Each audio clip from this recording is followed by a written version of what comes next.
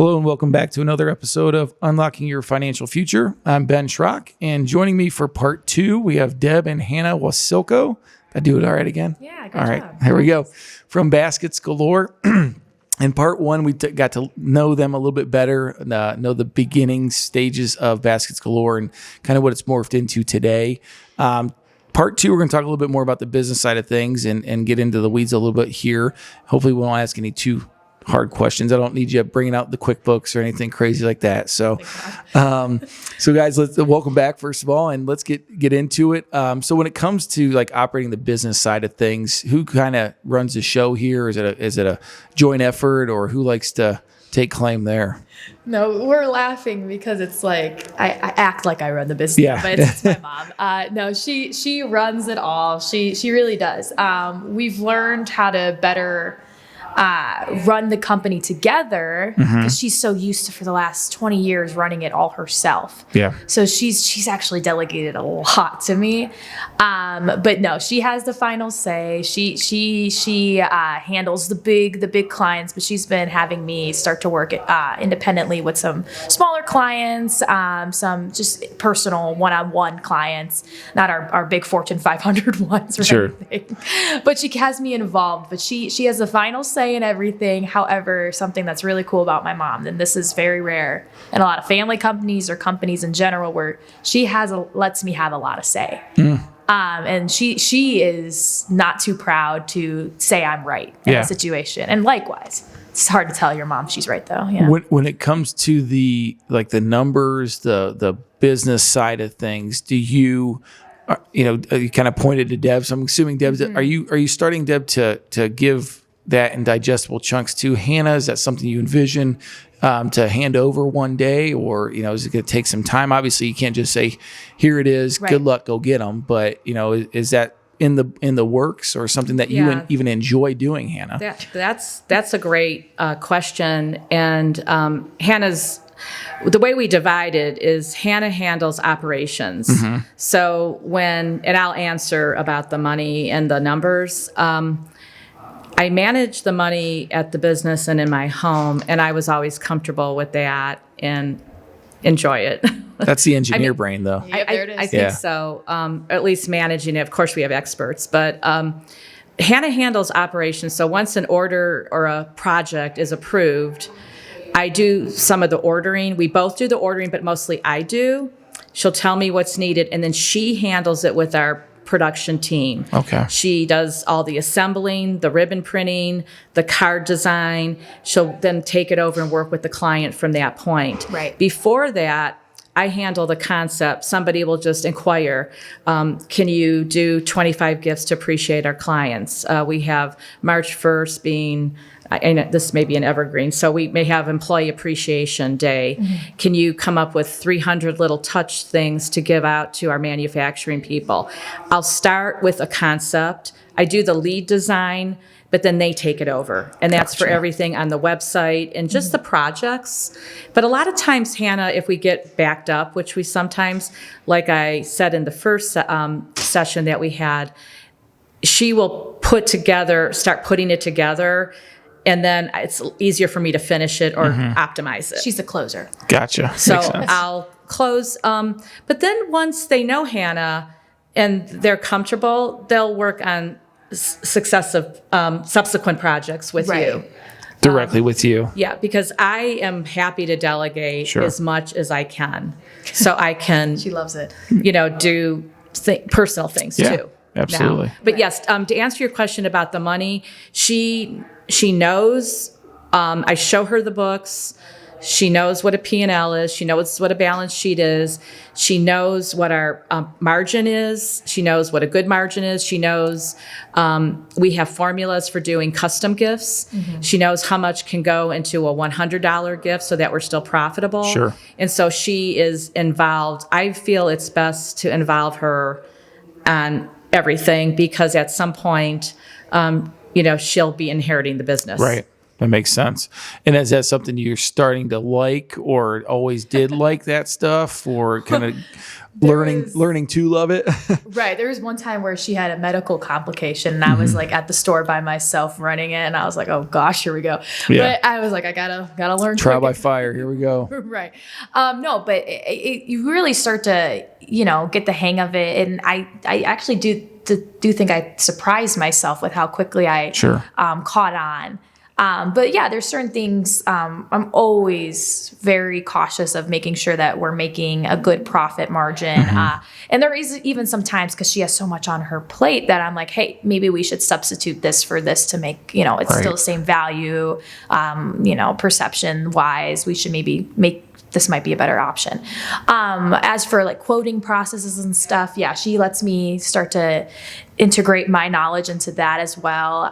But moving forward, I think she is better at it. Obviously, she's been doing it longer, and I know I can do it, but I want to milk as long as I can with her doing it. There you go. But we work better as a team, I think we've noticed. I'm the starter, I'm the implementer, and she's the kind of critiquing, hey, I love what you did, do this maybe. And then usually she's like really on it. Yeah, and I think like you hit the when Deb was mentioning about the margins and getting into the the weeds of it, and how little adjustments on there go a long way. They do. And how, I guess maybe the question is, a follow-up question to that, the whole margin talk is, what effect have you guys felt with the inflation stuff going on, and how, because it's funny, I was talking to a client that is in that type of business in the food and beverage industry, and just chatting about that, and how do you not hammer your customer, right? The person you want to take care of the most, but also, you don't want to eat the cost either. So is that a delicate balance for you guys to try to figure that out with everything kind of going up? It is. Because our clients, I believe they trust us. Yeah. We let them know that the bigger clients, I guess I can't name all of the bigger ones, but let's just say Westfield, that they trust us, and they know. I said, last year we did this, but there may be a 5 or 10% increase, and they'll be gracious enough to say we expected that, right? Or because they trust us that we're not going to be abusive with it. Yeah, you're not doubling the cost. We're not going to be inappropriate, and they know that I always try to stretch their budget. Sure, it's a lot of trust, and then some of our products that maybe don't do well with our margins, we just won't use them. Gotcha. But we always try to use local. I do love that about you guys, is that the support of the local businesses, and they have great products too. They're some of our favorites, actually. I brought you some homegrown. Oh, good. And I think everyone wants to take care of their own. Everyone listening, you want to take care of your own, but you also want to be fair. And some of our vendors are so great. Yeah. And then some of them, maybe they're not, and honestly, we just, or even clients will just say, we invite you to be successful with someone else. Yeah. We're not going to know hard feelings, but if we can't, we're not a nonprofit. Yeah. And well, isn't it a good thing to say that, though, when you're at a point in business where you don't have to take on everyone, where you can step back and say, hey, we're just not a good fit, and go our separate ways. Yeah. I mean, and you want to help everyone, right? But sometimes you can only help the ones that are willing. But you know what? It's a trade-off. Like everyone listening, you're looking at my team being stressed out, or myself being stressed out because of a vendor that can't fulfill, or a client that's being too demanding. Oh yes. And I just have to look at it and say, I can't. It's not good for my team. Absolutely. Well, even today we were having a very Monday. Yeah. It's been a tough one. It's only 2:51. Here we go. Yeah. And I was like, you know what? This would be a time that one client would come on in and just be like, hey, here I am. Here I am. Blessing you with my presence. It's hard because I'm an entrepreneur and I feel like I could solve it and please everyone, but there's not enough money sometimes. Right. It's you have to weigh mental health, and my team, and that I'm on their side and I'm protecting them too. Right. and they have a soft place to land Yeah, at the absolutely. business because we're family. And it's hard because it's a decision that you have to make for your team, and you're the one making that call ultimately. And it's not an easy one, but it's the right business decision a lot of times. It's very rare. 99% of our clients are awesome. And we Yeah. always say, if we can have all of our clients be like you and Caitlin, We get that a lot. No. but you should. It's awesome. Well, thank you. And again, we because we trust you, like you said, like Westfield, we trust what you guys are doing, and it means, and your product is it shows because we have happy clients because of the stuff that you guys do. So again, Thank you. Complimentary back at you. You're very kind. Yeah, thanks. But it's always interesting when you talk about that side of the business, and I don't think, at a 1,000-foot overview, if I'm someone just driving down the street and I see Baskets Galore, I'm assuming you guys are gift basket company, you gift stuff, and that's about it, right? And you don't really, and how cool is that you guys get to go out shopping and put together baskets and gift to people, and people pay you to do that, right? Right. What they don't see is what we just went through, right? The decisions that you have to make so that you are profitable and taking on a client, and everything that you go through in running your business like a business, and makes you successful. But I don't think people realize that. And what you bring up is actually a barrier, our brand. Yeah. We do not do baskets. We do sustainable boxes and trays and charcuterie. And so we're actually going through a bit of an identity crisis, and we'll be going through a brand change. And so we are looking at that and analyzing that with experts, because after being in business for 20 years, you have to do the brand change correctly, or else people will think we went out of business. Yeah. When in that makes fact, sense. the brand needs to reflect what we do better. Yeah. So we are looking at BG Gifts and Design, or BG Gifts, and then have a tagline about the corporate and the marketing and the local that we do, because it's a barrier right now for new clients. Yeah, I get it. And that's just, I'm interesting that you pivoted there, because I was just looking at it from how I had a couple chefs on the previous episode, how cool it'd be to be a chef and cook this, but they don't see the details that goes into the business side. But yeah, it's interesting that you bring up an excellent point about what goes on behind the scene. Yeah. And that's what we like to take off from our clients, is that, look, we can make these things turnkey for you so that you're doing relationship marketing and touching people and making them feel special, but we're an extension of your team. Right. Your marketing or your HR team. And to me, Deb, it's more strategic. It's not like, because if it was us running to the store, we're going to just grab whatever Convenience. Yeah, exactly. Whatever we can grab, put in a basket, ship it, and send it. And to do that strategically over and over and over for a client, it's going to take too much of our time, and it's not what we're good at. It's not what we pay ourselves for. It's that's not the business we're in. That's what you guys are for. But and I think you guys get it. Sorry. You get it. You do what you do best. Yep.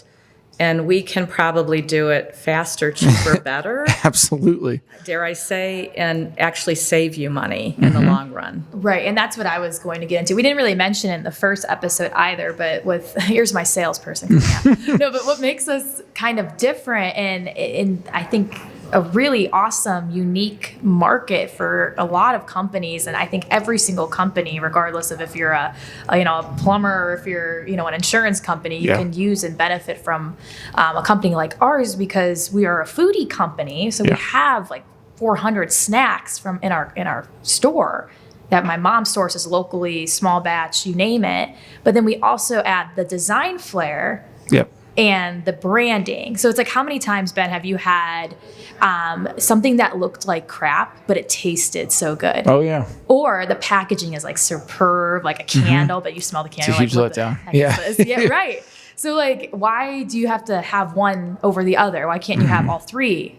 The branding, the quality, and then the yumminess. So, And we like to showcase your brand. Yeah. That's what we do for our clients, is make you stand out, but it doesn't look like it's marketing. Right. It's subtle. It definitely is. Yeah.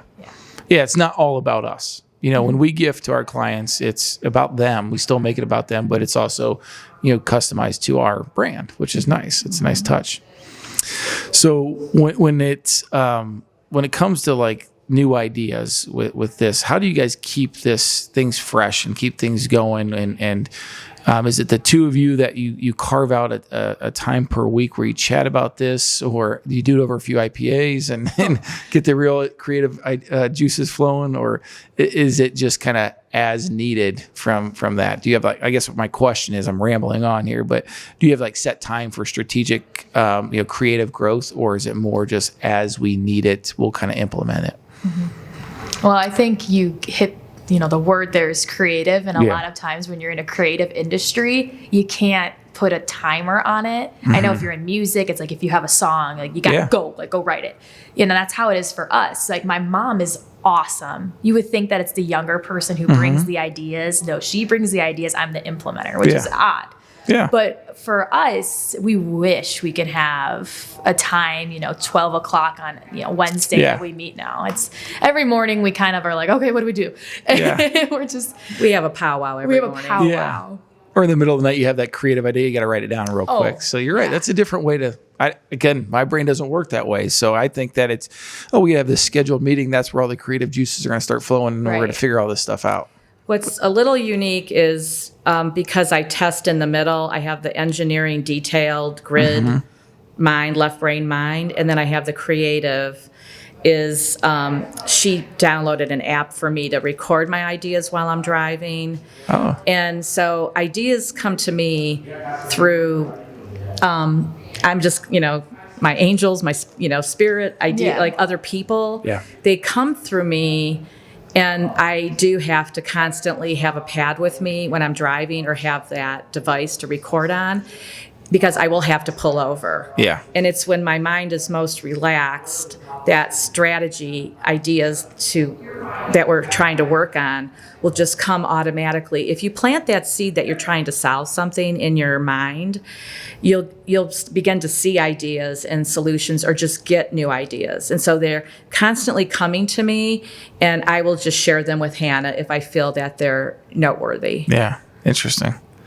Yeah, it's always when you probably don't have your phone or your notepad close by, that's when all the good ideas come. Like, when you're sleeping. Right. Fall asleep. When they were kids, Ben, I would walk through the front door and they would say, is this the creative, nice mom coming through? Or is this the mean, anal mom coming through that wants stuff like, why did you put the garbage cans away? Right. So they would joke with me, like, which one's going to walk through the door today? So that's great.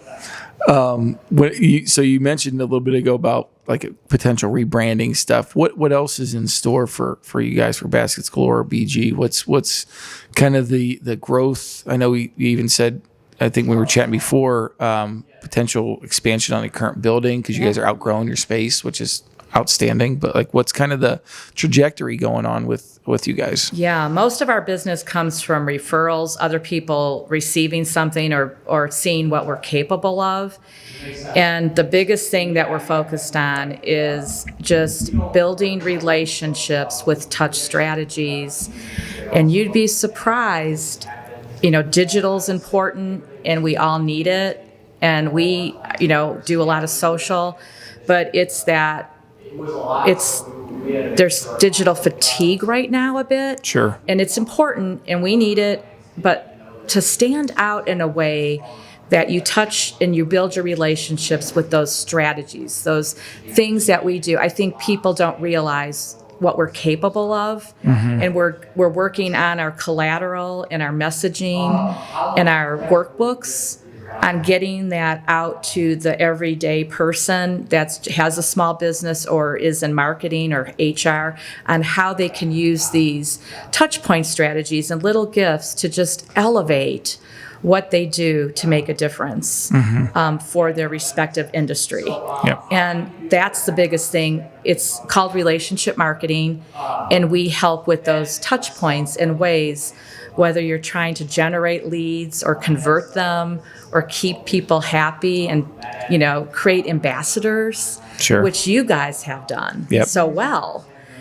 we want to let people know that we can help them with even one of those things. Yeah. That will make a huge difference for their company or their department. Mm-hmm.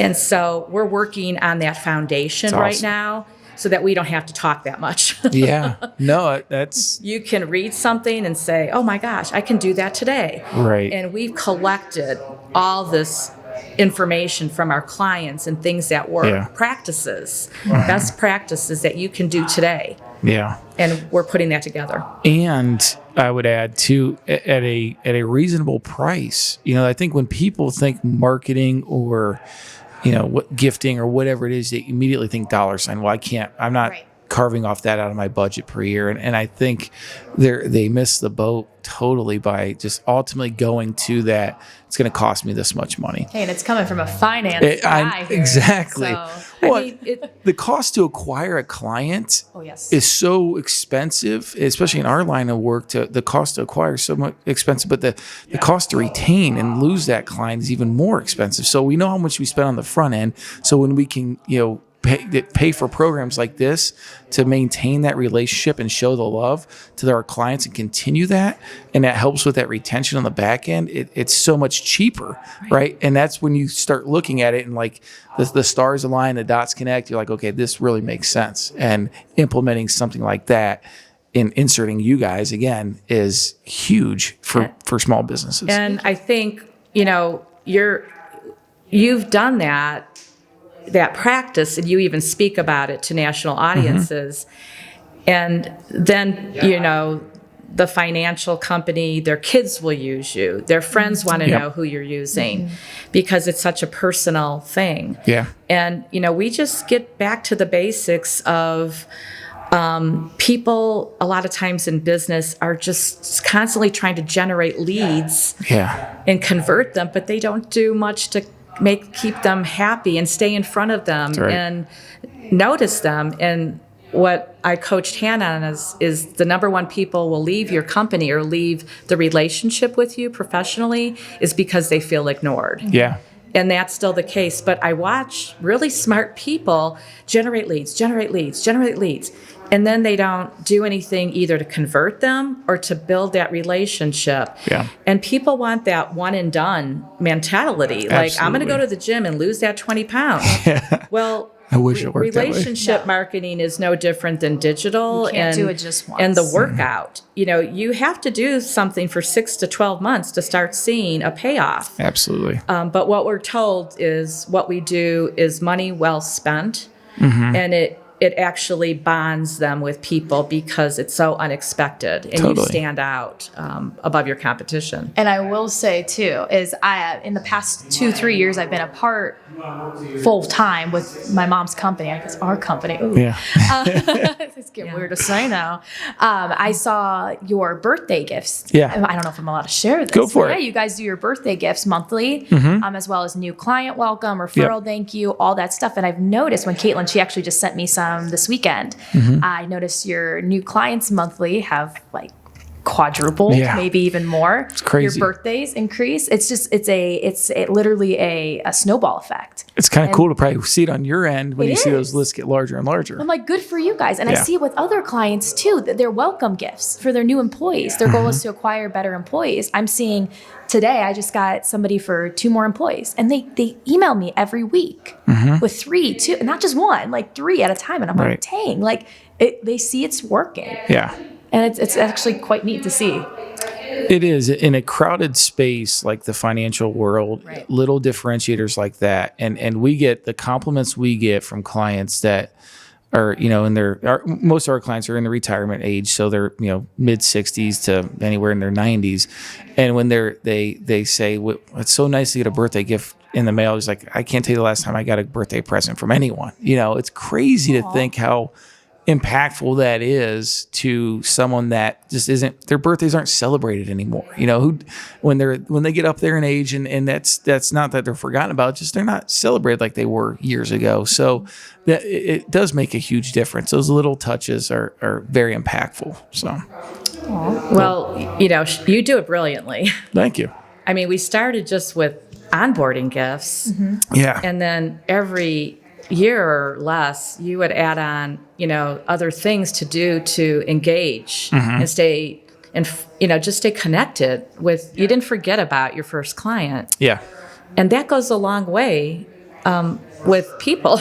It's common sense, but it's so powerful. How can something so simple be so powerful? I know. It's pretty basic, right? So, I don't know. Do we get to the expansion part? I know sometimes we go down these roads. So, you guys, we're looking to expand, get some more space. How many people do you have on staff now? We have 10. 10, okay. Some are contractors and some are family, and we actually call people in for special projects too. And then when they work with us for a little bit as contractors, we'll decide whether to bring them on. And so we're constantly looking for talent. Okay. You don't look for it when you need it. Right. You look for vendors and things and employees before you need them. Right.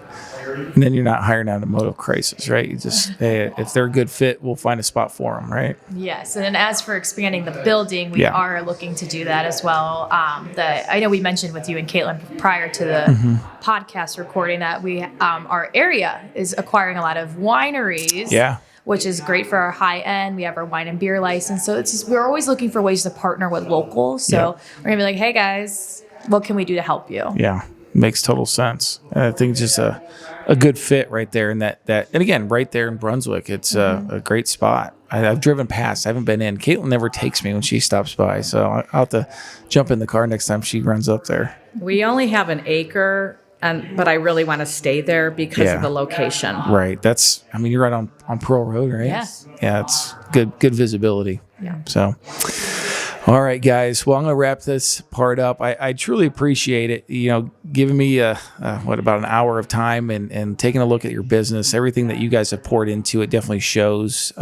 It's just the passion you guys have for your industry is awesome. And again, speaking from a happy client, whoever's not using Baskets Galore should really consider it.